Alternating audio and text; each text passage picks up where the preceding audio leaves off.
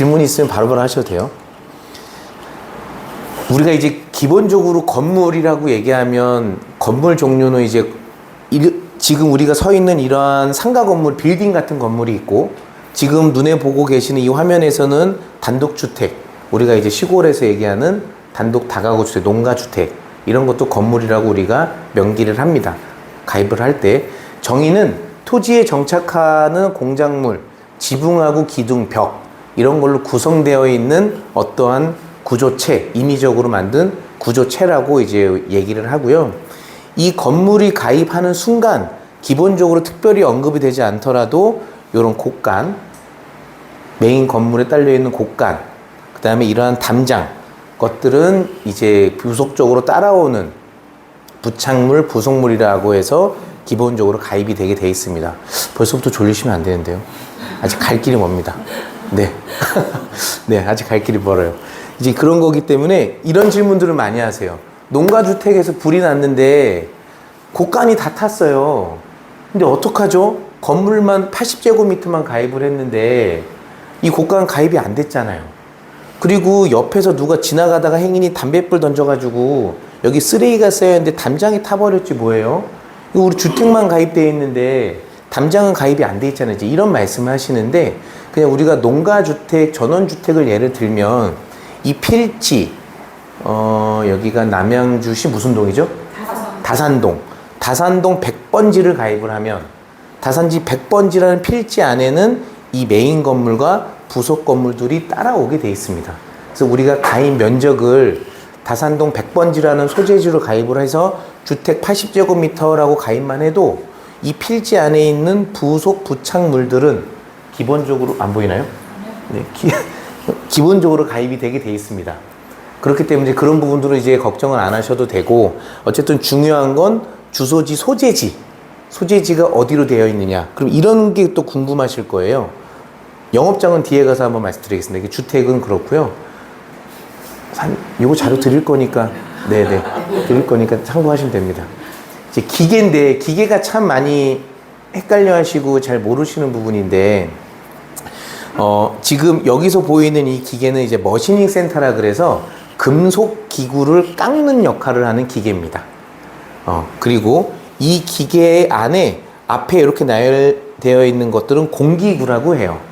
이 공기구는 쉽게 얘기해서 드라이버 같이 생긴 거라고 이해하시면 됩니다. 여기서 설계사분들이 착각하는 게 뭐가 있냐면, 기계만 가입하면 공기구가 별도로 따라온다라고 생각을 해요. 이게 뭐 별거 아닌 것처럼 보이지만 사실 여기 보이는 요 공기구의 총 재산 가치 금액이 한 1,000만 원, 2,000만 원어치가 돼요. 그래서 요거는 뭐 몇 억 단위가 되는 기계고, 그러니까 이게 지금 한 대의 구성으로 이렇게 되어 있는데, 공장, 이거보다 더 큰 공장에 이 기계가 10대 있다, 이 공기구가 그러면 10대 각각 세트로 이렇게 구성되어 있다 그러면 이 공기구만 해도 가치는 5천에서 1억은 좋게 되죠. 근데 설계사분들이 이런 부분들 잘 모르셔서 뒤로 백 한번 할게요. 요 목적물이 종류가 이렇게 있거든요. 그래서 제가 이제 목적물을 뭘 가입해야 되느냐가 중요하다라고 한 게 이겁니다. 반드시 건물, 기계, 공기구, 시설, 집기, 가재, 재고자산, 동산 이런 것들을 가입해야 되는데, 아까 기계 공장을 예를 들면 기계만 가입하면 공기구는 자동으로 따라오는 줄 아셨대요. 뭐 저 같아도 그럴 것 같아요. 왜냐면 기계의 부속품이니까, 그냥 편하게 생각하면 여기에 딸려 있는 거니까. 그래서 이 기계 안에 요 공기구들이 세팅이 한 10몇 개가 이 안에 이렇게 따닥따닥 붙어 있거든요. 엄밀하게 얘기해서 얘가 불타서 없어지면 요 안에 부착되어 있는 공기구들은 가입이 안 돼 있으면 다 빠지게 됩니다. 근데 사실 이제 그런 개념을 모르시고, 뭐 공장 주인, 사업주도 모르세요. 그러니까 이제 이런 걸 좀 유의해서 가입을 해야 된다. 영업장인데요. 제가 아까 이제 우리 주택 얘기하다가 영업장을 예를 들어서 설명해 드리려고 그랬는데, 영업장은 우리가 얘기하는, 여기도 영업장이죠. 여기도 영업장인데, 들어올 때 기본적으로 있었던, 요 아마 천장은 기본적으로 있었던 것 같아요. 그쵸? 근데 내부적으로 파티션하고 뭐 요런 것들은 좀 우리가 손 보지 않으셨나요? 임차인이 들어와서 손 본 것들은 시설로 가입을 해야 됩니다. 내용이 정의가 뭐라고 되어 있냐면, 영업행위에 적합하도록 벽, 천적, 바닥, 마감재, 외부 마감재, 내부 마감재, 세입자가 영업을 영위하기 위해 설치한 마감재, 일반인이 봤을 때는 이게 건물 마감재인지 시설 마감재인지 몰라요. 누가 설치했느냐. 만약에 본부장님이 들어올 때 천장을 싹 이 텍스 이런 거는 좀 구시대 오래된 것 같고 쌈박하게 그냥 석고로 깨끗하게 인테리어 새로 했다 그러면 그거는 시설. 근데 기존에 요거는 이제 입주 임대할 때 원래 기존에 있었던 거는 건물. 이렇게 좀 구분이 됩니다. 어쨌든 이런 구분을 이제 뭐 설계사분들은 이제 잘 모르시니까 고객한테 이제 물어볼 때 이거 영업하실 때 인테리어 얼마 들었어요? 이제 물어보면 아시죠? 본부장님은 나 이거 들어가서 돈 많이 들어갔어. 이제 아세요. 그러면 그 얼마 들어갔을 듣고 이제 시설과 집기로 나눠서 구분을 해야 됩니다. 여기 들어올 때 이제 총 비용이 100만 원이 들었다고 하면 책상하고 복합기하고 컴퓨터 한 것만 해도 한 70 들어갔고요. 나머지 뭐 인테리어 벽하고 이렇게 뭐 블라인드 설치하는데 30 들어갔어요. 이런 데이터를 갖고 가입 금액을 설정하셔야 돼요. 영업장을 가입할 때. 제가 아까 주택 얘기할 때 한 번지수 필지 안에 들어가 있으면 자동으로 가입된다라고 말씀드렸잖아요. 그럼 여기서 제가 질문 한번 드려볼게요. 우리가 영업장에는 지금 우리 여기는 영업장이 뭐 냉난방 시설이 이제 매립되어 있으니까 상관이 없는데 우리 일반 상가 1층, 2층짜리의 실외기가 옥상에 설치되어 있잖아요. 영업장 밖에. 이런 것들은 우리가 이제 영업장이 요 프라자 건물의 101호인데 목적물 소재지는 101호인데 이 에어컨 실외기는 옥상에 가 있단 말이죠. 그럼 이 옥상에 있는 실외기가 불이 났어요. 그럼 이게 내가 가입한 화재보험으로 시설 집기가 가입되어 있다면 보상이 될까요? 돼요? 돼요? 돼야 돼요. 그쵸? 돼요? 될 것 같아요. 안 된다는 없습니까? 용감하게?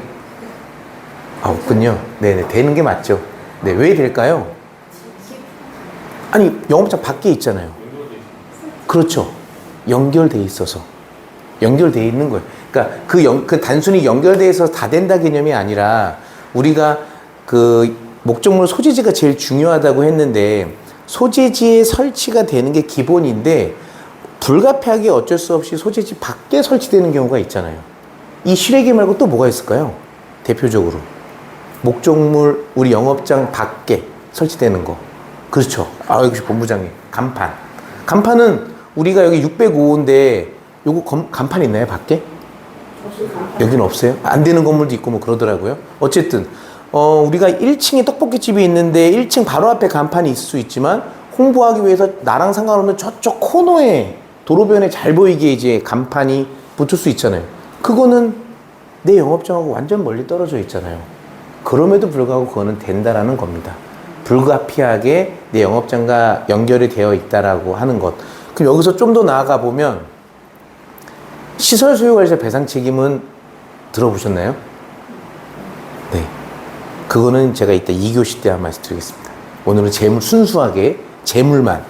재물보험하고 배상책임보험은 기본적으로 제가 말씀드리지만 재물보험은 내가 가입해서 내가 받는 거고요. 배상책임보험은 내가 가입해서 제가 받는 거예요. 다릅니다. 그래서 일배책.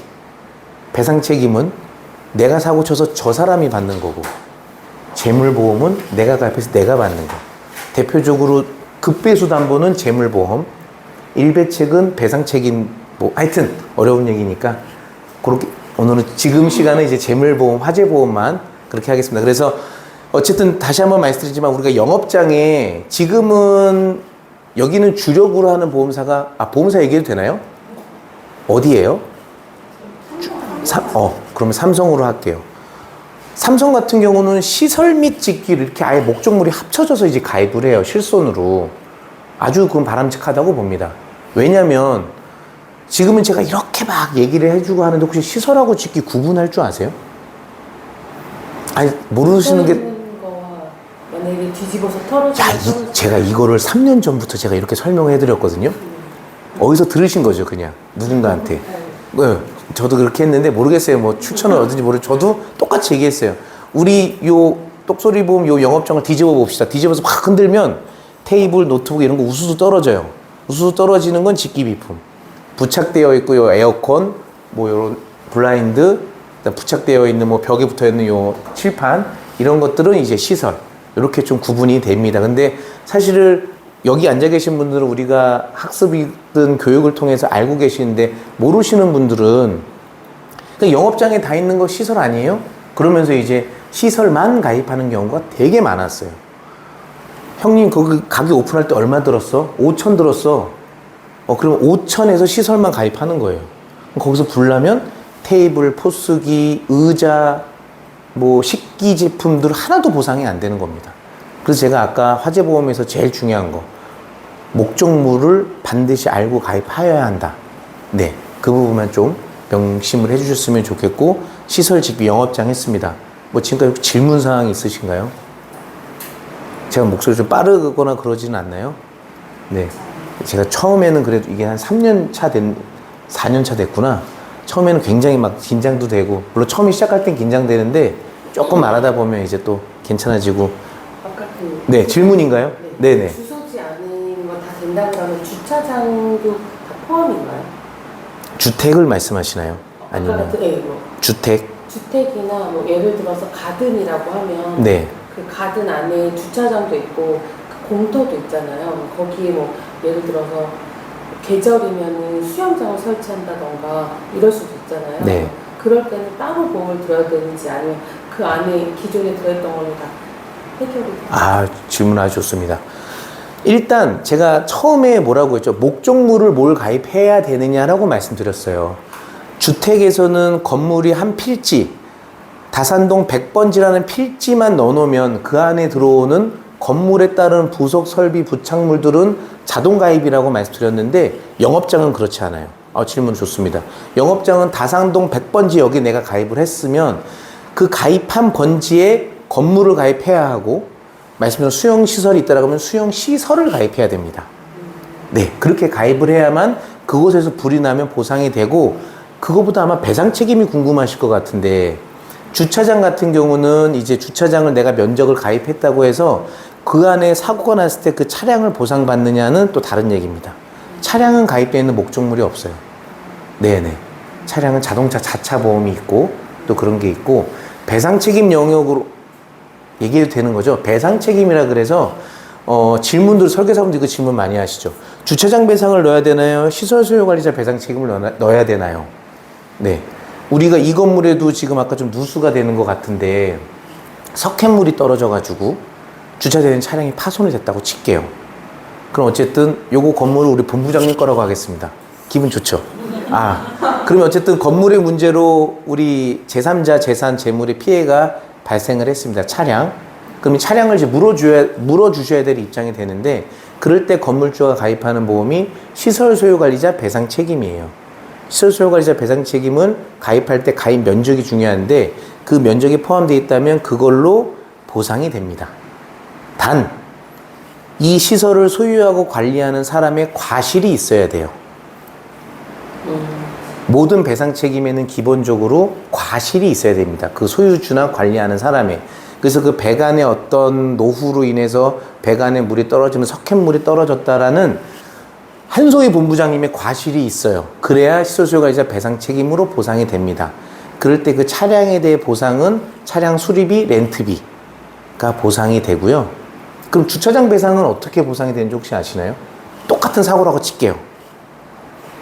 혹시 아시는 분 어떻게 보상이 되는지? 그 차를 어떻게 보상? 아까 똑같은 차 똑같이 석회물이 떨어졌어요. 제가 이게 보상이 되려면 그 건물주의 과실이 확인이 돼야지만 보상이 되고 보상의 범위는 차 수리비와 렌트비까지 보상이 된다고 말씀드렸습니다. 네, 주차자 배상이 똑같은 경우에 시설 소유 관리자 배상은 가입을 안 했고 주차장 배상을 가입했을 경우는 어떻게 될까요? 요거 퀴즈를 맞추신 분은 제 소정의 명함 한 장 드리겠습니다. 네. 네. 별로 관심이 없으시죠? 그러니까 모르시죠? 모르는 게 당연하시고 그러니까 이게 차이점을 말씀드리려고 하는 거예요. 주차장 배상 책임은요. 주차장을 관리하는 이 건물주가 주차비를 받는 순간 이 입차된 차량은 안전하게 출차하게끔 의무가 있어요. 그래서 어쨌든 이 입차된 차량이 훼손이 됐잖아요. 훼손이 된 거는 무조건 주차장 주인이 책임을 져야 됩니다. 그게 주차장 특별 약관, 주차장 배상 책임이에요. 그래서 여기서 포인트는 뭐냐면 건물주의 과실, 그러니까 이게 무리 외세서의 과실을 안 따져요. 일단 이 차가 들어와서 망가졌네만 있으면 됩니다. 대신에 이 차가 들어오기 전에 망가지지 않았다는 게 좀 명확하게 확인이 돼야죠. 어디서 망가지고 와서 들어올 수도 있으니까. 암튼 그래서 시설수요관리자 배상책임과 차이점은 하나, 시설수요관리자 배상책임은 건물주의 명백한 과실, 잘못이 있어서 인과관계가 있어야 되고, 주차장 배상은 그렇진 않아요. 일단 줘요. 원인 미상이라도. 내 주차장에 돈 내고 들어온 손님의 차가 파손된 순간. 대신 보상을 어디까지 되냐? 차 수리비만. 렌트비는 안 되고.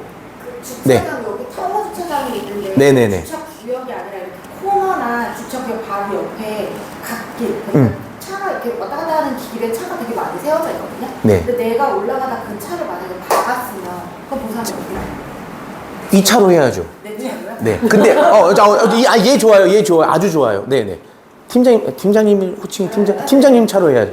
대물 처리해야죠. 제가 그 사람을 그냥 물어주기만 하고 주차장에서는 거기에 차를 대지 못하게 해야 할 관리 의무가 있지 않아요? 이제 그거는 이제 과실 부분인데, 그거는 이제 불법 주차한 차량과 이제 팀장님이 주행을 할 때 이게 주행에 방해될 정도로 뭔가 잘못했다 그러면, 뭐, 원래는 주차돼 있고 받았으니까 100대 0이 맞는데, 그거의 과실은 뭐 9대 1 정도는 될 수는 있겠죠. 근데 주차장 관리는 아니고, 자, 여기서 만약에 팀장님 뺑소니라고 할게요. 똑같은 예로. 뺑소니로 해서 갔다고 할게요. 그럼 반대로. 팀장님 차가 주차되어 있고 어떤 못된 사람이 뺑소니라고 갔어. 자, 이랬을 때 주차장 배상에서가 보상이 된다고요. 원인 미상 모르잖아요. 그러니까 원인 미상이 아니라 누가 부시고 갔어. 부시고, 제가 했잖아요. 원인과 상관없이 부시고 간 차를 알아. 이 CCTV로 차 넘버도 확인했어. 근데 못 찾네. 일단 이 차주는 빨리 물어내라고 할 거 아니에요. 그러면 돼요. 그리고 주급 구상에 팀장님이 아니구나. 이 뺑소니범한테 구상에 갑니다. 그런 개념이에요. 근데 시설수요관리자 배상은 절대 안 되죠. 왜냐면 이 건물 관리인의 책임이 없으니까. 사고에 대해서. 이런 차이가 좀 있습니다. 질문 또 하시면 됩니다. 이런 거 아주 열린 교육 좋아요. 그래야 안 지루해 하시거든요. 정말 일방적으로 하면 금방 조세요. 네. 이제 좀 넘어가도 될까요? 하여튼 영업장 하다가 직기 부분까지 설명했고요. 이제 가제도구는 아까 말씀드렸던 거, 우리가 일상생활에 직장을 벗어나서 우리가 어쨌든 내 집에 있는 모든 품목들은 다 가제도구입니다. 네. 근데 이제 가끔가다 이럴 수가 있어요. 영업장에 이제 뭐 식당에서 이제 식당으로 가입했는데 저쪽 한켠에서 이제 집으로 사용하시는 고객분도 간혹 계시잖아요. 그래서 거기를 가제도구로 가입하시는데 굳이 뭐 그렇게 할 필요는 없어요. 뭐 휴게 공간이다라고 해가지고 뭐 다 같이 직기비품으로 가입을 해도 되는데, 굳이 나는 용납이 안 된다. 여기서부터 여기까지는 내 업무 공간이고 퇴근하고 난 여기서 여기까지는 내 주거 공간이야라고 하시면 그렇게 구분해서 가입은 될 수는 있겠지만 그게 설계적으로 가능할지는 모르겠어요. 어쨌든 그냥 똑같은 이 핸드폰이 하나는 제가 이제 개인 폰이고 하나는 업무 폰이거든요. 엄밀하게 얘기하면 업무 폰은 직기비품이고 요거는 가지도구입니다. 네네. 그렇게 똑같은 핸드폰이라고 하더라도, 똑같은 컴퓨터 책상이라도 주택에 있냐 영업장에 있냐에 따라서 이제 목적물을 달리 가입해야 되고, 왜 그러냐면 감가상각이 됩니다. 그리고 또 질문 하나 들어볼까요? 우리 혹시 집에 애완견, 반려동물 키우시는 분 요새 많으시죠? 반려동물, 고양이, 강아지 다 포함. 뭐 물고기도 좋습니다. 파충류도 좋고.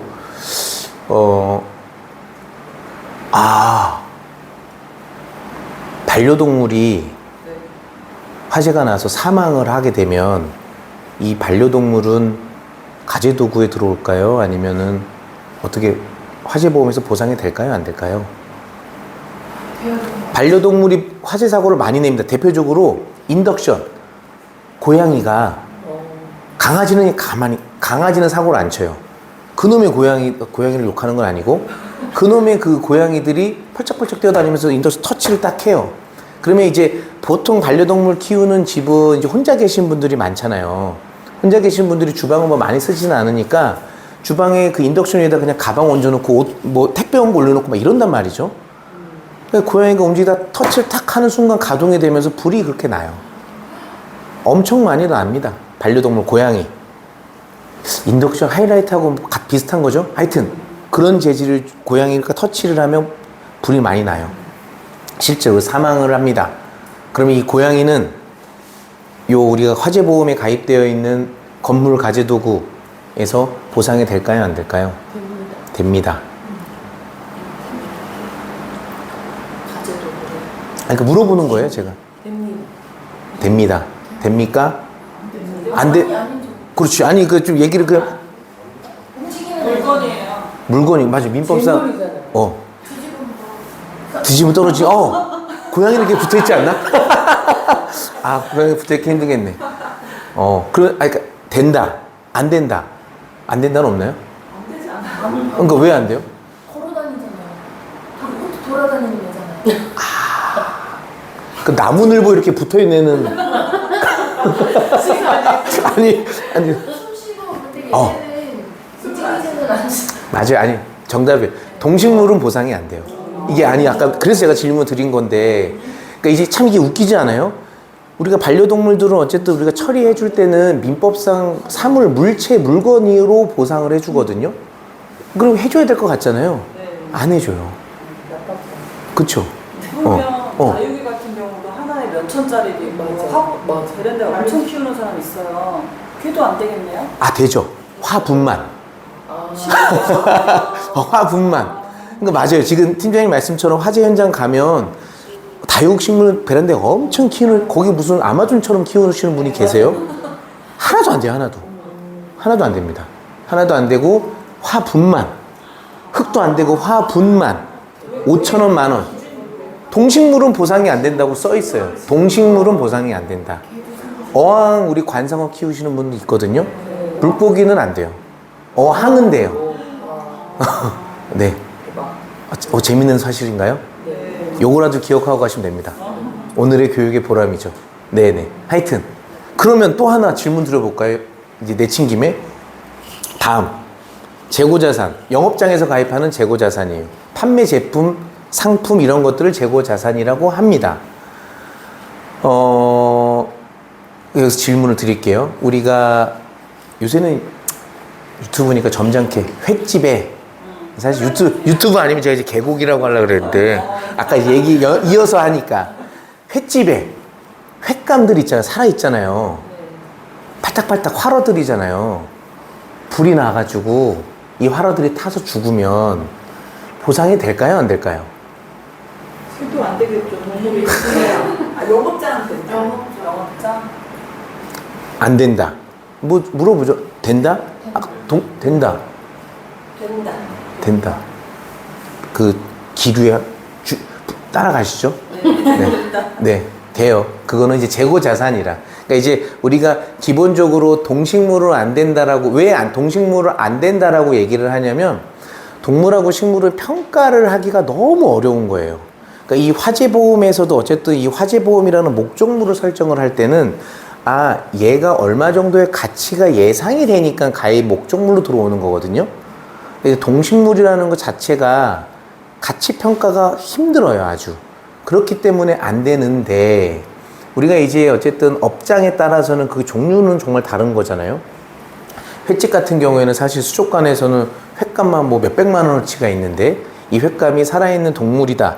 이제 그걸 이제 생물이긴 하지만, 궁극적으로 이 사람은 이 판매 용도로 이 횟감을 가져오는 분이기 때문에 그 영업장에서는 횟감은 동식물로 보지는 않고 재고자산으로서 평가를 한다. 그렇게 좀 이해를 하시면 되겠습니다. 재미지죠? 네네, 아주 좋습니다. 그러면은 네네. 관상어를 파는 영업장은 걔네들 다 안 되나요? 되죠. 근데 이제 이런 경우는요, 이게 있어요. 어쨌든 관상어는 비싸잖아요. 비싸니까 어쨌든 뭐 일반 업장이 아니라 특수한 그런 관상어 판매하는 데라면 인수심의를 받으라고 할 거예요. 그 인수심의 받을 때 이 관상어에 대해서 뭐 명확하게 평가할 수 있는 가치로 뭐가 있어야 아마 보험사가 인수를 할 겁니다. 근데 인수가 됐다 그러면 보상이 되는 건 맞아요. 네네. 어쨌든 중요한 포인트. 보험사가 인수를 했다. 근데 보험사가 나중 가서 이거 몰랐어요. 뭐 이럴 수도 있어요. 근데 어쨌든 인수가 됐으면 보상을 하는 건 맞습니다. 근데 이제 이 말에서는 조금 리스크들이 있죠. 여기 계신 팀장님 분들은. 왜냐면 인수하는 과정에서 보험사가 몰랐어요라고 한다라면 그러면 우리 팀장 여기 계시는 모집인 분들이 어떠한 이 고의적인 어떤 중과실의 누락, 왜곡이 있지 않느냐라고 이제 보험사에서는 좀 의심을 하죠. 그러면서 이제 보상을 해주고 이제 설계사분한테 이제 너가 제대로 우리한테 보고를 안 했네. 너가 보고를 제대로 했으면 우리가 인수를 안 했을 텐데. 요런 과정이 좀 아마 되게 될 겁니다. 하여튼 그게 이제 설계사분들이 좀 부상을 좀 받는 좀 사례 중에 하나가 되는데 겁주려고 하는 거 아니고 네 그냥 기분 좋게만 들어주시면 됩니다. 표정이 바뀌어주셨어요 지금. 좀 부담스러운 얘기를 제가 드렸는데 그런 거 전혀 아니다 말씀드리고 하여튼 요 콩자반 왜 콩자 여기 반찬 가게에서 화재가 나가지고 그러면 이제 여기에 있는 모든 게 다 재고자산 원부자재 포함해가지고 이 뚜껑, 간장, 꿀, 콩 이게 다 재고자산이에요. 식용유, 설탕, 꿀, 뭐 고춧가루, 그 다음에 요 콩, 지포 다. 그 다음에 요 포장 용기, 리본, 박스, 비닐봉투 다 그게 재고자산입니다. 네네. 무슨 말씀인지 아셨죠? 그런데 이제 사실 그런 거 모르고 아니 포장 용기는 직기비품 아니에요 라고 하는데 그렇지가 않고 포장을 해서 손님한테 이렇게 나가면 이제 나가게 되면 이게 다 재고자산으로 가입을 하셔야 된다. 이 재고자산도 가입하실 때 가입 금액은 아무도 몰라요. 단 한 명만 압니다. 피보험자만 알아요. 피보험자만 알아. 왜냐면 이게 물건이 오늘 100만 원 들어왔다가 내일 150만 원 나갈 수도 있고 50만 원 나갈 수 있고 수시로 유동적이잖아요. 이게 유동적이지 않은 업장은 가입하면 안 되죠. 뭔가 이상한 업장이니까. 수시로 살아 움직이는 게 재고자산이거든요. 그렇기 때문에 아무도 몰라요. 저도 모르고 아무도 모릅니다. 그래서 물어봐야 돼요. 형님, 업장에 물건 얼마나치 있어? 라고. 그러면 이제 판매가 기준이 아니라 매입가 기준으로 한 500만 원어치 있을걸. 제가 한우 고깃집을 화재 처리 보험을 했을 때 한우집이 매입 자료가 뭐 규모에 따라 다르지만 많아야 한 1000만 원어치밖에 없어요. 왜냐면 그게 많이 있으면 재고잖아요. 악성이고 그러면 신선도가 생명인데 그러니까 이 얘기는 뭐냐면 재고자산은 가입 금액을 그렇게 높게 잡을 필요는 없다. 일반 식당 같은 경우는 많아야 500. 네, 많아야 500입니다. 그 정도 좀 참고하셔서 가입을 하시면 되겠습니다. 뭐 질문 없으시죠? 있으시면 바로바로 얘기하시면 됩니다. 또 이제 또 답답한 얘기 또 한번 하겠습니다. 가입 금액은 많이 들어보셨죠? 뭐 우리가 이제 임보험 하실 때 기본적으로 이제 뭐 암 진단비 가입 금액 얼마 이렇게 가입하는 이 가입 금액은 말 그대로 보험사하고 나 계약자하고 약정하는 금액이에요. 사고 났을 때 이거 한도로 주겠다, 받겠다. 그게 이제 가입 금액. 그럼 보험 가액은 뭘까요? 써 있어요, 그냥. 네. 쉽게 얘기하면 그 가입한 목적물의 가치. 제가 아까 얘기했죠. 사람, 동식물은 가치를 매길 수가 없어요. 죄송한데 팀장님은 가치가 얼마입니까? 저도 제 가치가 얼마인지 몰라요. 이 얘기거든요. 그래서 동식물은 가치를 매길 수가 없다. 건물은 가치를 매길 수 있죠. 이 노트북 컴퓨터 LG 거네요. 뭐 구매하시니까 조금 그러니까 좀 뭐 된 것 같고 얘 현재 가치는 감가상각해서 70만 원이다 그러면 70만 원을 가입하면 돼요. 이제 그런 가치를 매겨지는 거를 우리가 보험 가액이라고 하고 우리가 여기서 현재 가치라는 표현에서 얘기할 때는 반드시 따라오는 게 이제 감가상각입니다. 나오죠, 감가상각. 감가상각 참 현장에서 많이 이제 설명을 드리는데 이해를 못 하세요. 안 하시죠. 현실적으로 안 하는 게 맞죠. 왜 안 하냐면 제가 이 명함 지갑을 돈 주고 살 때는 150만 원 주고 샀어요. 실제는 아닙니다. 이거 싼 거예요. 6만 원인가 5만 원 주고 산 건데 150만 원 주고 내가 샀는데 잘 쓰고 있었어요. 5년 동안. 소중하게 이제 손때도 타고 잘 쓰고 있었어요. 근데 이게 불타갖고 없어졌네? 그럼 얘의 가치는 얼마일까요? 현재 가치는. 대략 뭐 어쨌든 150 주고 샀어도 제가 5년 동안 썼으니까 절반 날라갔다고 하면 775만 원짜리예요. 얘는. 가치가 그만큼 떨어진 겁니다. 그게 이제 감가상각으로 인해서 가치가 떨어진 건데 얘를 보상해 줄 때는 75만 원만 주니 저 화나죠.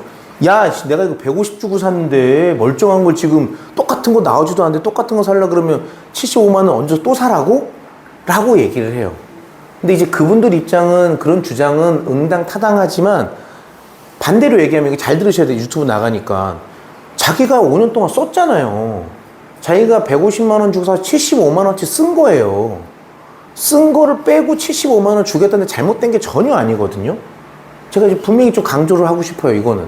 왜냐면 제가 너무 애먹었거든요. 보상해 줄 때. 제가 지금은 이제 독립손해사정사로 이제 보험금 청구권자, 피보험자, 피해자들이 이제 보험금 청구를 할 때 있어서 제가 이제 손해사정업을 하고 있지만 제가 11년 동안은 위탁법인의 보험사에서 일을 받아서 일을 했던 사람으로서 이런 감가상각을 피해자, 보험금 청구권자, 피보험자들한테 설명해 줄 때면 항상 이런 얘기를 했어요. 잘 들으셔야 돼요. 보고 계신 분들. 감가상각에 대해서 진짜로 본인이 150 주고 샀으면 5년 동안 썼으면 5년 동안 75만 원어치 썼어요. 그럼 쓴 거는 달라고 하면 안 되죠. 그러니까 이제 저희가 또 표현할 때는 네가 75만 원을 주고 또 150 주고 산다면 네가 지금 이게 앞으로 쓸 날이 5년 남았는데 5년 더 쓸 수 있어. 뒤를 보면 똑같다. 이렇게 말씀을 드리거든요. 근데 이해를 안 하세요. 그냥 안 하죠. 자기 돈 당장 들어가는 게 아깝다라고 하시면서 아무튼 그래서 이 감가상각이라는 기준은 재물 화재 보험에 있어서는 반드시 따라다니는 용어입니다. 그래서 요거 부분을 참고하셔야 되고 네. 그게 이제 뭐 노트북이랑 뭐 아니면 선풍기나 뭐 가방이나 뭐 이런 거에 대해서 이제 그게 기준이 다른 것 같은데 감가상각되는 기준. 네네. 노트북은 이제 수명이 10년이다 쳐갖고 거기서 5년을 썼으면 이제 거기에 맞춰서 되는 건지 아니면은 이게 종류별로 그게 감가상각되는 기준이 틀린 건지. 명함 하나 드리겠습니다. 질문 좋은데요. 맞아요. 근데 이제 우리가 현실적으로 우리가 손해보험협회에서 나온 손해평가 방법이라는 그 소위 말하는 손해사정 업무를 보는 바이럴 책자가 있습니다. 녹색 책자라고 소위 말하는 녹색 책자가 있는데 그 책자에는 각 항목별로 내구 연한이 달라요. 근데 보통은 8년에서 10년입니다. 짧은 거는 뭐 6년짜리도 있긴 하지만 그런데 사람마다 다르잖아요. 우리 집에 다들 뭐 샤넬 백들 한 2개씩 있잖아요. 어쨌든 이 명품백을 누가 5년 6년만 갖고 다녀요. 거의 뭐 평생 10년 15년 그 1년에 연례 행사처럼 한두 번 들고 이제 또 보관해놨다가 DP를 이렇게 보고 만족하고 또 결혼식 때 한번 차고 이 빈도수도 다르단 말이죠. 근데 일괄적으로 감가상각을 하긴 합니다. 근데 어쩔 수는 없어요. 이게 조금 문제점이기는 한데 어쨌든 기준이 그렇기 때문에 노트북, 선풍기 뭐 하여튼 항목마다 조금씩은 다를 수는 있는데 어쨌든 뭐 질문도 그거잖아요. 빈도가 다를 수도 있는 거 아니냐. 근데 그 빈도랑은 상관은 없기는 합니다. 똑같이 적용은 하기는 해요. 실무적으로 그게 좀 애로사항이기는 해요. 맞아요. 네, 네. 반대로 네. 그 명품백 같은 경우가 못 구해서 지금 옛날에 샀는데도 금액이 올라가는 거 있잖아요. 그런 것들은 그냥 상관없이 감가상각이 들어가요. 아닙니다. 질문 아주 좋은데요. 자, 제가 말씀드릴게요. 여기 있네. 사고 시점의 물가를 적용한 비용이에요. 제조달가가.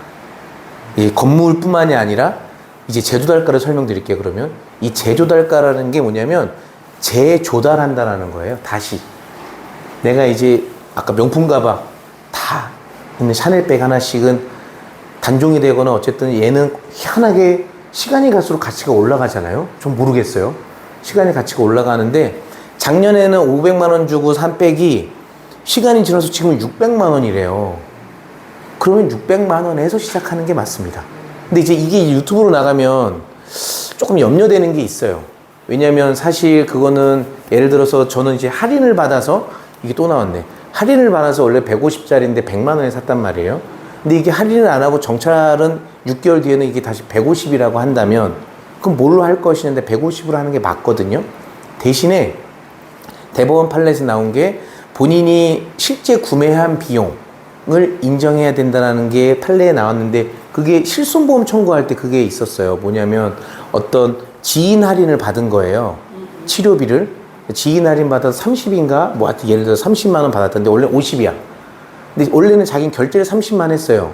근데 지인 할인 받아서 30 결제를 했는데 원래대로 하면 50이라고 50을 청구한 거예요. 보험사에. 실손 청구. 뭐 그럴 수 있잖아요. 근데 어쨌든 대법원에서 판단은 실제 지출 한 30이 맞다.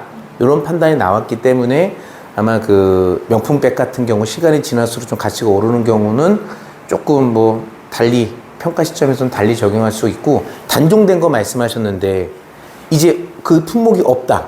그 품목이 없는 경우도 종종 있어요. 단종이 됐을 때. 그럴 경우는 이제 동종의 사양, 동종의 재질. 왜냐면 샤넬급이 에르메스보다 좀 아래죠, 샤넬이. 샤넬 아래가 프라다, 뭐 하여튼 그런가요? 샤넬 동급이 어디예요? 예를 들면? 어디예요? 몰라서 물어봐요. 그러면 그 아래급. 루이비통. 루이비통하고 좀 동급은 어디라고 해야 되나요? 대략적으로? 구찌? 오케이. 루이비통 가방을 샀는데 루이비통 가방이 요게 단종이 됐어요. 지금 안 나와. 근데 구찌에 비슷한 게 있네? 그럼 구찌 요 스펙 사양으로 했을 때 평가를 해줍니다. 네네. 그런 개념이에요. 이해 확대죠? 루이비통과 구찌가 비슷하다. 알겠습니다. 이거는 개인적인 의견이니까 제가 정리 한번 해드리고. 하여튼, 제조달가가 그래요. 자연스럽게 제조달가 설명이 됐네요. 그러니까 이 제조달가는 뭐냐면, 원래는 건물을 표현했는데, 이 건물이 지은 지가 10년 돼서 얘 현재 가치는 10년의 가치가 감가상각이 돼서 현재 가치가 이루어지려면, 얘가 오늘 사고가 났을 때 오늘 시점에서 이 건물 다시 짓는 비용을 산출을 합니다. 그러면 얘 기준으로 한번 말씀드릴게요. 10년 전에 이 건물을 10억에 지었다고 할게요. 그럼 지금은 똑같이 10억에 지을 수 있을까요? 안 되죠. 물가가 인건비도 오르고 재료비도 올라서. 그래서 지금 기준으로 하면 뭐 12억으로 올랐다 그러면 12억에서 감가상각을 해서 내려와야 되는 겁니다. 그런 게 보험 가액, 아까 얘기했던 가치, 보험 가입 금액, 보험 가액. 헷갈리시죠? 안 알아셔도 돼요. 구분 안 하셔도 돼요. 저한테 물어보시면 됩니다. 네네. 하여튼 그런 게 있었다. 그러니까 1번이 보험 가입 금액, 2번이 보험 가액, 3번이 제조달가액, 4번이 감가상각. 네, 요 정도. 또 궁금한 사항 있으신가요? 네, 아직까지 뭐 무난하죠? 네. 근데 지금 시간이 아직 많이 남았는데 큰일 났네. 이거 비례보상. 답답한 얘기인데 일부보험, 초과보험, 전부보험, 중복보험, 병점보험 들어보셨나요? 안 들어보셔도 돼요. 비례보상은 좀 들어보셨죠? 비례보상은 들어보셨죠? 어디서 들어보셨어요? 많이 들어보셨겠구나. 그쵸. 실손 비례, 뭐, 중복 비례, 네, 뭐. 어쨌든 저는 이제 사종, 진단비하고 요런 쪽, 인보험 쪽은 제가 잘 모르는데, 일정 화재, 일배층 누수에서 비례보상을 좀 말씀드리면, 어쨌든 비례에서 보상한다라는 뜻이에요. 근데 여기서 비례라는 뜻은 가입금액 대비. 또 나옵니다. 얘를 제가 이제 아까 얼마나 그랬죠? 진짜 150 같다, 이거. 150 주고 샀는데, 어쨌든 제가 화재보험을 얘를 가입했어요. 아주 소중해가지고. 어쨌든 어떤 목적물로 가입을 했는데, 그럼 얘를 얼마를 가입해야 되나요? 얘의 가치가 150이라고 하면 150만큼 가입을 해야 돼요. 네. 그래야 얘가 불타가지고 찢어지고 얘가 반이 없어지면 그만큼 보상이 됩니다. 근데 얘가 150만원짜리인데 돈이 없어. 가입금액 다 늘리니까 좀 힘들어. 75만원만 가입했다고 칠게요. 그럼 반만 가입됐잖아요. 그러면 얘가 이제 소실돼서 없어졌어요. 그럼 수리비가 30만원 나왔어. 그러면 50%만 지급이 됩니다. 그게 이제 비례보상이라는 뜻이에요. 가입금액 대비. 근데 여기서 좀 정확하게 얘기하려면 장기보험, 일반 보험을 제외한 나머지 보험에 80% 코어 인슈어런스라는 적용이 있어서 정확하게 50% 이런 개념이 아니라 조금 더 보정을 해드리는 게 있다. 이게 영상 때문에 지금 짚어드리는 거고. 하여튼, 그러니까 일부 비례보상을 설명해드리려고 말씀을 드리는 거예요. 어쨌든 100만원짜리 가치 있는 물건은 100만원은 가입해야지 100만원 가치 있는 걸 50만원, 30만원 가입하면 그 덜 가입하는 것만큼 덜 준다. 그런 개념이 비례보상이고, 그게 이제 일부 보험이다. 가입금액보다 가액이 150만원짜리를 100만원만 가입했을 때, 그럼 반대로 150만원짜리를 200만원 가입했을 때는 초과보험이라고 하는데, 이거는 사실 뭐 초과보험 가입했다고 더 주지는 않아요. 당연하죠. 보험사 욕하면 또 그렇죠. 보험사는 뭐 호락호락하지가 않습니다. 호락호락하지가 않아서 150만원짜리 200만원 가입했다고 해서 150만원이 없어지면 그냥 150 주는 거예요. 네. 그런데 전무보험은 딱 맞춰서 가입한 이런 경우는 없어요. 이제 일반 화재보험에서는 없어요. 이제 어쨌든 좀 특수한 보험에서 딱 매칭 시켜가지고 가입하는 건데 우리가 일반적으로는 이 전부보험을 접하실 일은 없을 겁니다. 자, 그럼 이제 중복보험인데 이 중복보험은 들어보시지 않았나요? 네. 일배책에서 중복 처리한다 들어보셨죠? 거기서 중복보험이고 그건 또 뒤에 2교시에 또 하도록 하고 여기서 중복보험은 뭐냐면 아파트는 기본적으로 뭐 의무보험 가입 대상지 아파트도 있지만 19군데 아주 낙후되는 곳 아니고서는 다들 단체 화재보험을 가입해요. 그러니까 이제 단체 보험이 있다라고 전제해서 말씀을 드릴게요. 단체 화재보험이 가입이 되어 있는데 아파트도 요새는 뭐 보험료가 너무 비싸다 보니까 가입 금액은 막 충족하게 가입을 좀 안 하시는 것 같아요. 가입은 하는데 이렇게 되게 가입을 하는 경우가 좀 있죠. 그러다 보니 세대주가 아이고 뭐 아파트가 가입을 좀 덜 했네. 그러면 그 부족한 부분 내가 채우지 뭐. 이렇게 내가 또 세대가 가입을 또 해도 됩니다. 그랬을 때 아파트가 가입한 보험이 농협, 제가 가입한 보험이 메리츠. 그럼 농협과 메리츠를 두 개 합산해서 진행하는 게 중복보험이에요. 그렇게 두 개. 동일한 위험, 화재라는 위험을 담보로 해서 가입한 보험회사다. 그렇게 해서 이제 중복 처리가 된다. 그런 개념이고 병점보험은 그냥 모르셔도 돼요. 우리가 이제 요 화재보험 가입할 때 제일 중요한 게 이제 급수가 이제 좀 중요해요. 요율도 그렇고.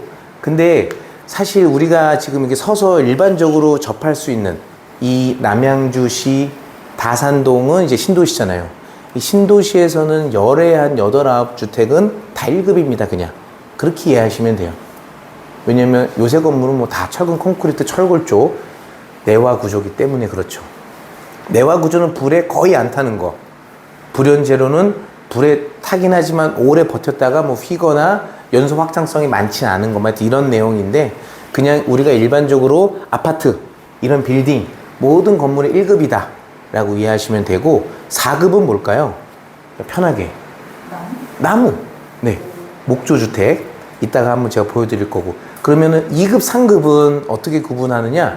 2급은 저도 몰라요. 왜 모르는지 이따 한번 말씀드릴게요.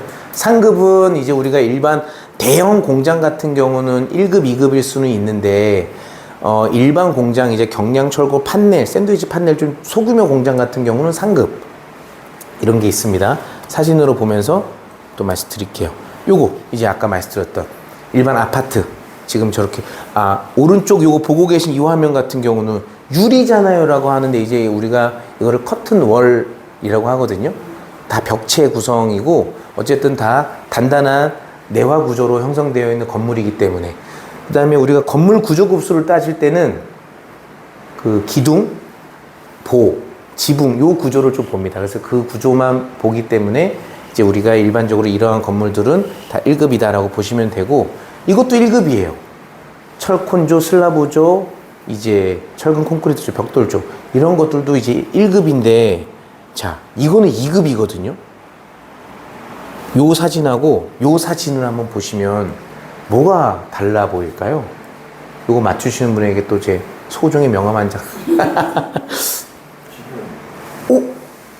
유리하시다. 정답. 지붕 틀이 달라요. 저 내용을 보신 거예요? 사진을 보신 거예요? 이야, 진짜 대단하신데? 자, 여기서 이 두 화면에서 차이점은요, 지붕 틀만 다른 거예요. 근데 이 지붕, 제가 왜 2급은 저도 모른다고 했냐면, 지붕 틀은 이 지붕 위에 뭐가, 뭐 기와가 얹거나 어떤 뭐 마감재가 올라가서 위에서도 안 보이고, 밑에서 이렇게 봤을 때도 이렇게 노출되는 경우는 거의 없거든요. 다 이렇게 텍스로 마감이 됩니다. 그래서 이걸 뜯지 않는 이상은 알 길이 없어요. 그래서 이제 설계사분들이 질문을 저한테 해요. 이거 1급이에요, 2급이에요? 그래요. 저도 몰라요. 뜯지 않는 이상은. 그냥 1급으로 하셔도 무방하다. 정 불안하시면 2급으로 하셔도 돼요. 1급, 2급 뭐 보험료 차이 많이 안 날 거거든요. 그리고 여기서 중요한 거. 만약에 이 건물은 2급인데 이 건물은 1급이고 몰라서 우리가 뭐 낮은 걸로 가입한 건 상관없죠. 이거 2급짜리를 1급에 가입했다고 칠게요. 불이 났어요. 보상이 될까요? 안 될까요? 죄송합니다. 보상이 될까요? 안 될까요? 안 돼요? 되는데. 좀 어떻게 하겠죠. 뭐가 어떻게 하겠죠? 제일 현명한 답변인데요. 되는데 어떻게 하겠죠? 네, 될까요? 안 될까요? 될 것 같아요? 될까요, 안 될까요? 이제 좀 판단을 바꾸고 달리 해보시는 게 어떠세요? 어떻게 될 것 같아요? 어떻게 될까? 전혀 문제 없어요. 보상되는 거. 왜냐면 이제 보험료 추징 어떻게 된다는 게 보험료 추징. 이제 원래 2급짜리 건물로 해야 되면 보험료가 5만 원이야. 근데 이제 1급으로 가입해서 3만 원을 해서 가입을 한 거예요. 예를 들어서. 그럼 어쨌든 이 사람은 5만 원짜리인데 2만 원을 덜 내고 있었잖아요. 그러면 사고 난 시점이 1년 반이면 1년 반 동안 덜 낸 거 내. 그거에서 2만 원 곱하기 18개월 36만 원 더 내고 보상 받는 거예요. 아니 그러니까 이제 이 얘기는 급수가 다르다고 해서 면책이다가 절대 아니다. 절대 아니다. 네. 근데 이제 이럴 수는 있죠. 설계사가 의도적으로 좀 뭐 이런 거를 이렇게 해가지고 이제 뭐 이제 이럴 수는 있죠. 설계사분들이 그러니까 1급, 2급은 단순 그 실수예요. 모름 그냥. 근데 이제 뭐 4급처럼 이런 거 4급인데 이제 뭐 1급으로 둔갑한다거나 이거는 뭐 실수라고 보기는 어렵잖아요. 그러니까 이런 의도성 갖고 있다 그러면 또 다른 얘기지만 그냥 단순히 이렇게 착오에 의한 경우는 전혀 문제되지 않습니다. 전혀 문제되지 않습니다. 제가 강조하지만. 반대로는 만약에 그렇죠. 그럼 반대로 됐으면 뱉어내야죠. 안 줘요. 안 줘. 그러니까 주는 게 맞을 것 같은데 안 줘요. 네네. 근데 이제 뭐 보험사가 또 어떤 또 방어적으로 또 뭐 어떤 얘기를 하겠죠. 뭐 아니야 이거 1급이 맞아라고 하든지. 네. 그러니까 이제 왜냐면 우리가 보험료 이 추징 보험료라든지 뭐 이렇게 주고받고 하는 금액이 얼마 안 되죠. 사실 적립보험료지 화재보험이 담보성으로 하면 10,000원 안팎이잖아요. 그러니까 사실 대세의 지장이 없어요. 이 보험료를 내가 받아야 된다, 내야 된다 라는 거에 대해서는. 그래서 사실 뭐 팀장님 말씀처럼 내가 더 높은 급수로 가입해야 되는데 낮게 가입 잘못됐다고 한다고 해서 돌려달라는 소비자들도 없지만 뭐 보험사에서도 뭐 그거에 대해서 별로 이렇게 얘기는 않고 그냥 지급하고 주는 게 어디야 뭐 이렇게 이런 생각 같아요. 그냥 생각해 보면. 아무튼 또 좋은 질문이었습니다. 또 넘어가 볼까요? 네. 여기 빨간 줄 강조했네요. 이 지붕 틀의 차이에 따라서 1급과 2급은 그런 차이가 있다. 요거는 이제 우리가 뭐 많이 보는 공장에서 샌드위치 판넬 공장 구조는 그냥 상급이다라고 보시면 되고, 요건 4급인데 천막 구조거든요. 쇠파이프. 이거 저한테 질문 참 많이 하시는데 이거를 가입을 해야 돼요, 안 해야 되고 물어보세요. 근데 이제 물론 배보다 배꼽이 더 큰 공장도 있습니다.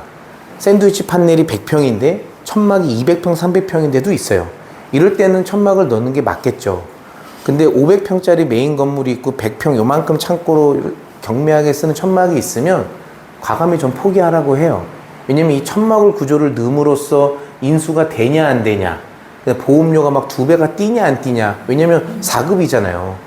상급도 간신히 인수가 되는데 4급이 되면 뭐 인수가 또 되네 안 되네, 가입 금액이 뚝 떨어지네 뭐 이런 얘기를 하시더라고요. 과감하게 얘기합니다. 천막 빼세요. 그냥 굳이 그 얼마나 된다고. 사실 뭐 말씀드렸던 것처럼 불타가지고 뭐 소실된다고 하면 감가상각이 많이 되고 하면 실질적으로 뭐 보상받는 건 많지는 않거든요. 네. 그럼 여기 또 질문. 제가 아까 질문지 좀 드린 거 질문인데, 이 천막을 가입하지 않았어요. 천막을 가입하지 않아서 여기서 불이 나서 내 옆에 본 건물에 붙었습니다. 화재가. 어쨌든 그래서 내 본 건물도 다 타고 천막동도 다 탔어요. 어쨌든 천막동은 가입이 안 됐고 본 건물은 보험 가입돼 있죠. 보상이 될까요, 안 될까요? 돼요. 될 것 같아요. 또 어떻게 되고 어떻게 될 것 같나요? 아니면 그냥 될 것 같나요? 그냥 될 것 같아요. 그냥? 네. 어떨 것 같나요? 그냥 어떨 것 같아요? 네, 어쨌든 불이 나요. 불이 난 거니까. 안 되는 분 없나요, 혹시? 안 되길 바라시나요? 아니요. 제가 가르친 적은 없는데 됩니다. 무조건 돼요. 말씀처럼 이것도 참 질문을 많이 하시거든요.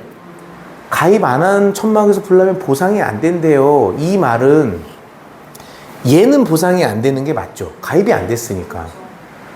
근데 이 안에 들어가 있는 재고 자산도 이제 담보가 안 될 거예요. 보상이 안 되는 게 맞는데, 얘로 인해서 내 본 건물이 탔어요. 그러면은 원인과 상관없이 내 가입 목적물이 화재로 소실이 됐으면 기본 청구하는 겁니다. 우리 일례로 또 이거 여쭤볼까요? 지지난달에 우리 경북에서 엄청난 큰 대형 산불이 났잖아요.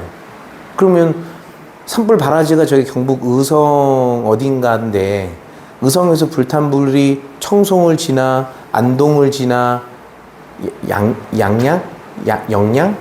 하여튼 굉장히 넓은 범위로 옮겨 붙었잖아요. 내 집에서 불난 게 아니잖아요. 쫙 먼 의성에서 불나가지고 왔잖아요. 이게 내 화재보험에서 당연히 됩니다. 너무나 당연히 되는데 참 많은 분들이 이제 질문들을 많이 하셨죠. 산불은 자연재해니까 보상이 안 된대요 라고. 아닙니다. 그런 건 아닙니다. 아무튼 그런 거고, 요거는 뭐 너무나 뭐 잘 아시는 목조주택은 이제 4급 건물이고, 이게 지금 페이지 수가 좀 아직 많이 남은데 계속 쭉 가는 거죠. 네.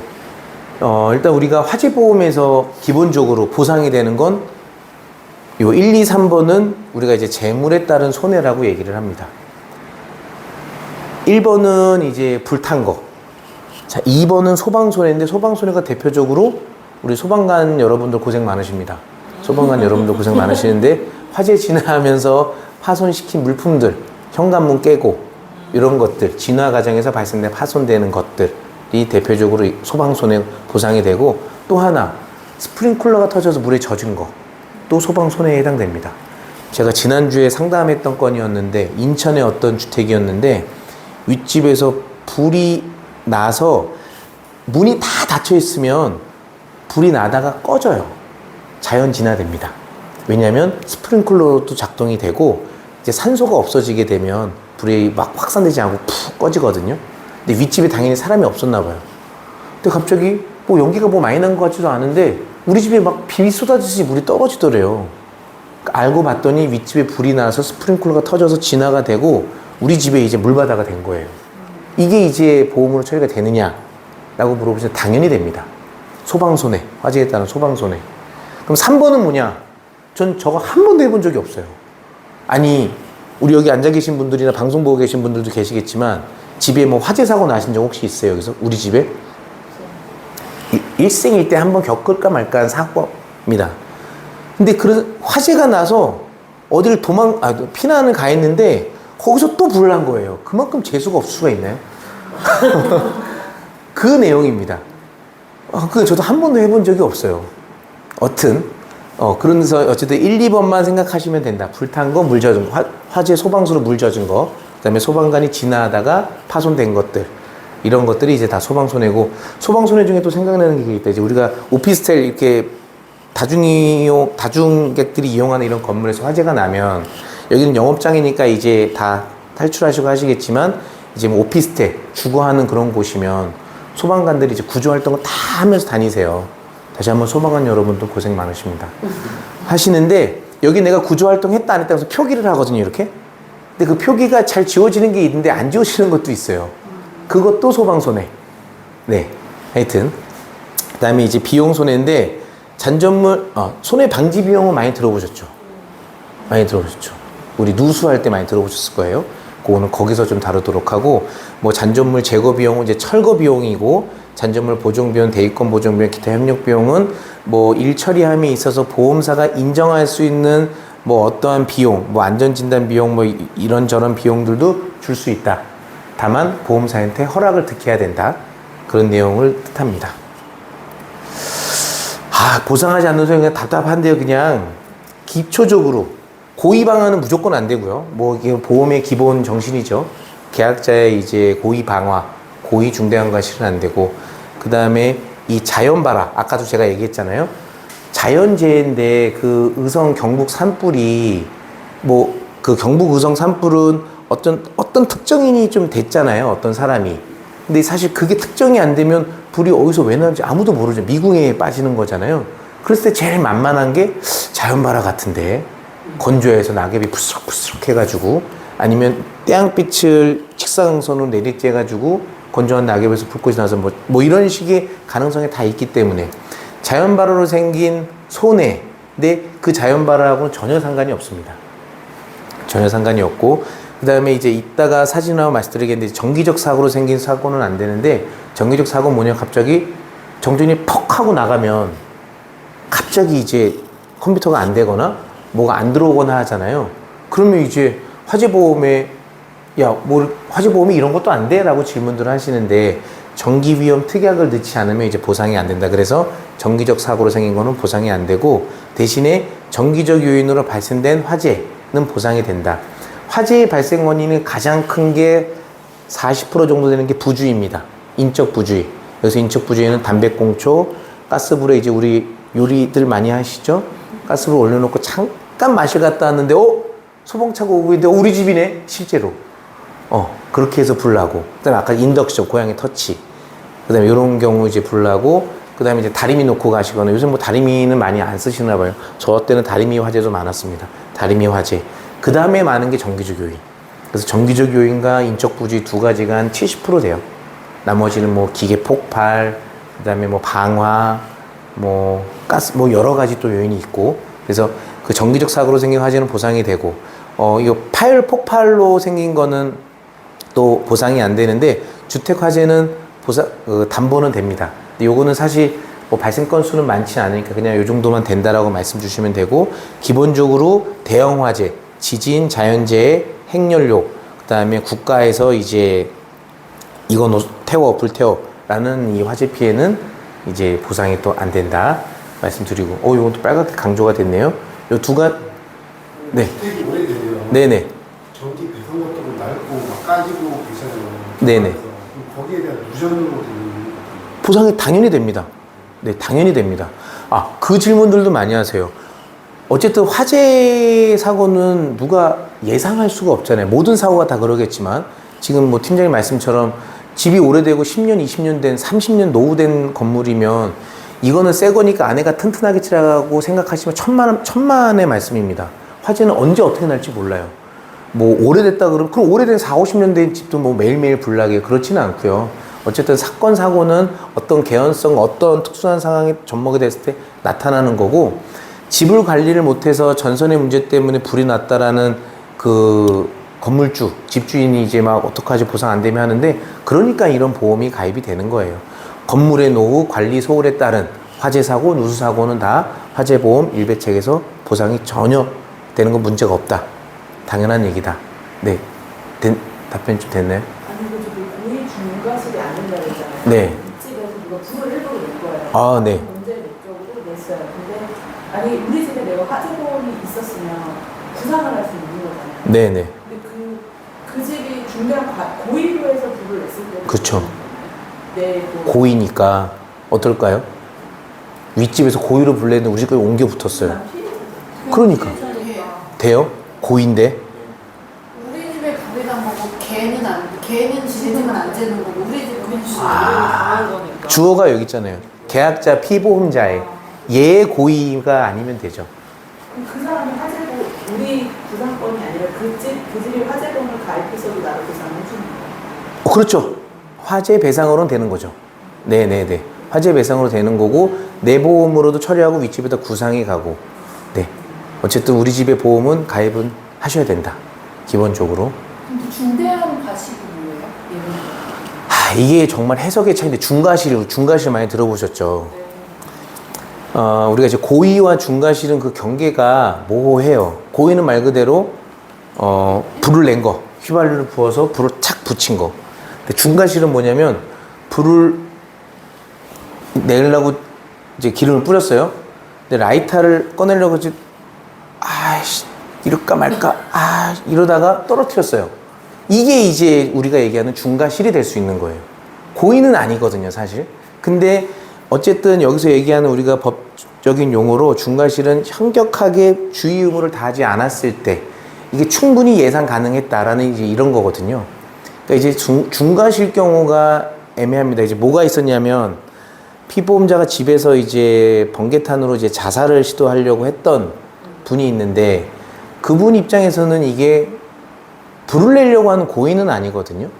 그러니까 이제 우리가 여기서 얘기하는 고의와 중과실은 화재를 일으키려는 고의 중과실이 있어야 되는 거거든요. 근데 이제 번개탄으로 이제 생을 마감하려고 하시는 분은 불 낼 의도는 아니었거든요. 네. 그래서 고의는 아닌데, 하지만 네가 이제 번개탄을 집에 폈다라는 자체가 주의 의무를 다하지 못한 것이다. 불날 개연성이 충분히 알았다. 라고 이제 중과실로 또 보는 경우인죠. 네, 하여튼 그거는 고의 중과실 부분은 일반인들이 저도 잘 판단 못해요. 네, 어쨌든 그렇기 때문에 그런 사건이 있으면 연락을 주시면 돼요. 여기서 질문이 많이 나오네요. 네, 네, 의성 상품 같은 경우는 네네. 그 원인을 만약에 몰랐어, 이건 알았지만 만약에 몰랐어요. 진짜 네. 원인이 모르고 원인을 미상으로 만약에 됐었는데 내 집 근처에서 산에서 불이 나서 내 집에 피해를 입었어도 그 원인하고 관계없이 다 보상이 돼요. 맞습니다. 전혀 문제 없습니다. 제가 그 한국 손해사정사회의 경북 산불 피해 실태 조사단으로 제가 내려가서 한 보름 정도 아직까지 좀 업무를 좀 보고는 있는데 어쨌든 그 지자체, 국가에서 주택에 대한 피해 주민들은 이제 실태 조사를 했고 그것도 일부 보상이 나가고 있어요. 그 보상과 화재보험 중복으로 받을 수 있습니다. 이거 제가 유튜브 나가는 거니까. 그러니까 사람들이 이거 모르잖아요. 이게 잘못된 정보가 돌아다니니까 왜냐면 그 이재민들 되게 피해가 되게 심하거든요. 근데 잘못된 허위 정보가 돌아다니면서 너 이거 지자체에서 보상받으면 네 화재보험 보상 못 받아. 화재보험 보상받으면 지자체 보상 못 받아. 이런 잘못된 얘기들이 다니니까 막 가뜩이나 하루아침에 그 주거 장소를 잃으신 분들인데 얼마나 낙담이 크시겠어요. 문제 없다. 네네. 그러니까 보험사 어디라고는 얘기는 못하지만 어쨌든 뭐 지자체에서 이렇게 보상 받았으니까 뭐 보험금 이렇게 많이 나가면 뭐 안 되는 거 아니에요? 라고 하는 때도 있긴 있어요. 근데 아주 잘못된 거죠. 그건 지네 사정이지. 보험사가 그렇게 하면 안 되죠. 네네네. 어쨌든 자기네 손해보험사는 손해보험사 역할을 하시는 거고 지자체에서 나가는 건 위로금, 세금으로 이제 하는 거니까 성격이 완전 다른 거거든요. 그러면 보험회사에서 관계가 크죠. 지자체에서. 그렇죠. 지자체에서는 전파 금액 면적당 전파 반파 그 밖에 이렇게 세 개로 구분해 가지고 정액식으로 뭐 2,000, 1,500, 1,000, 2,400, 2,000 뭐 면적에 나눠서 이렇게 구분이 돼요. 네네. 그러니까 진짜 피해를 보상받으면 진짜 택도 없거든요. 택도 없어요. 너무 처참해요. 현장 가서 보면 하루아침에 이제 집을 그냥 사실 우리 여기야 뭐 이렇게 직장 생활하고 뭐 별 그런 거는 우리도 뭐 소중하지만 거기는 전 재산이시잖아요. 농민들 시골 계신 분들은 내 평생을 거기서 70년, 80년을 살았던 내 추억에 서려 있는 곳인데 그럼 뭐 금전식으로 어떻게 환전이 되겠습니까? 너무 마음이 아파가지고 좀 그랬던 상황. 산에서 부르는 집까지 그렇게 다 내려온 건가? 와, 그러니까 이번에 뭐 어쨌든 그 실태 조사를 하면서 봤는데 일단은 집 근처에 나무들이 너무 많이 밀접해 있고 좀 이렇게 조금 이격을 좀 떨어뜨려서 좀 조치가 좀 있어야 되지 않나 싶고 사실 이런 경우가 정말 굉장히 이례적이라고 합니다. 왜냐하면 이 농가 집까지 이렇게 내려오는 경우가 거의 없다고는 하더라고요. 그냥 말 그대로 산에만 좀 나야 되는 건데 주택지까지 농경지까지 바다 아래까지 바로 내려와가지고 바다가 있으니까 끝났지 없었으면 계속 번져가는 거였거든요. 그런 곳까지 있었거든요. 좀 되게 처참했던 불낸 사람은 어떻게 돼요? 망한 거죠. 그 사람이 물어줄 수가 없는 거잖아요. 이제 구속이 돼요. 아마 될 것 같은데요. 왜냐하면 피해가 워낙 크니까. 질문 나왔었으니까 말씀드리면 어쨌든 이제 우리가 고의 방화를 제외한 모든 화재는 실화라고 합니다. 실수로 난 불이에요.